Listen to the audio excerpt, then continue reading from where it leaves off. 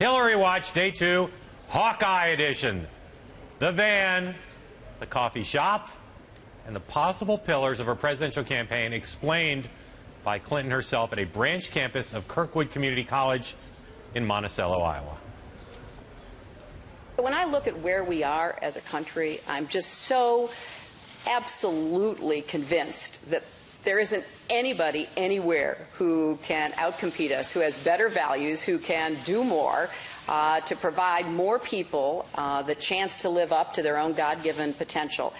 But we can't take that for granted. And so I want to be the champion who goes to bat for Americans in four big areas, four big fights that I think we have to take on, because there are those who don't agree with what I think we should be doing, and they're pretty powerful forces. We need to build the economy of tomorrow, not yesterday. We need to strengthen families and communities, because that's where it all starts. We need to fix our dysfunctional political system and get unaccountable money out of it once and for all, even if that takes a constitutional amendment. And we need to protect our country from the threats that we see and the ones that are on the horizon. In order to make sure we didn't miss the point that this was the foundation of her campaign, Hillary Clinton, a little bit after that event ended, tweeted out those four principles, 4 points, and she also tweeted a link to a Des Moines Register story laying out the same. So, John, will this four-point platform be an enduring and effective part of Hillary Clinton's campaign? Will she still be talking about these four things, say, next month or next year? Well, three of them are so vague that she certainly will. Protecting America, building the economy of tomorrow and not yesterday, which I don't know, we have any idea what that means without any specificity, and helping communities. Those are all... And families. It could be anything, communities and families. They could be anything. The only one that's specific is the one about money in politics, where she's actually making a rather dramatic claim, especially from someone who I assume is going to have hundreds of millions of dollars in super PAC money spent on her behalf. Look, those are fine principles, but they are not yet a platform, certainly, and not even fully a rationale, I don't think. But they're the beginning of what could be built into a real platform. You know, this today was effectively her campaign announcement. It was a lot longer than she talked in her video over the weekend. And those are four principles that are maybe a little bit more vague than some of the Republicans have announced, but not much more.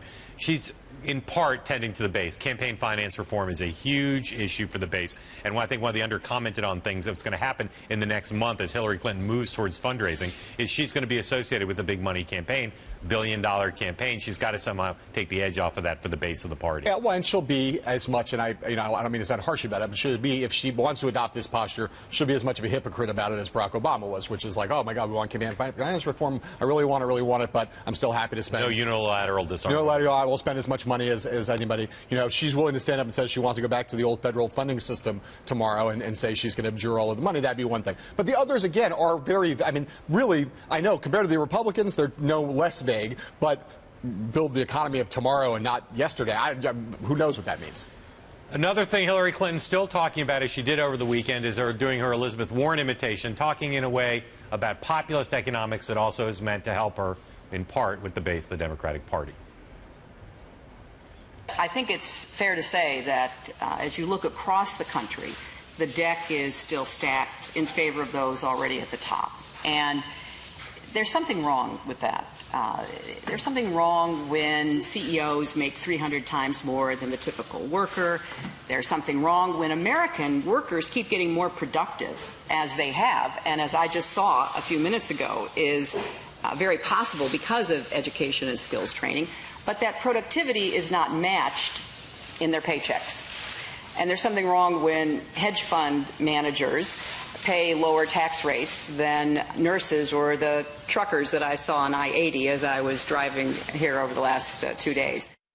She also talked a lot about her biography today, which, again, is an essential part of being a good campaign presidential candidate. I thought, you know, as explainer-in-chief, that's about as good as she gets. I thought she was pretty good today in weaving her own story with her policy prescriptions and the American experience, which we talked about Marco Rubio yesterday doing pretty well. Well, she reminded people that when people say they don't know what she stands for, that she has a long record and a long set of stances, things that she's voted on, things that she has a record on. That is going to sound to everybody like a little bit of a nod to Elizabeth Warren, that kind of rhetoric. But we know she is more to the left than her husband was in economics, and she is more to the right on foreign policy than her husband method was. That's going to start to come clearer and clearer as she says more. I've covered Iowa for 20 years. That is right in sync with the people of Iowa, particularly the Democrats. She mentioned Harkin twice today, too. Yeah.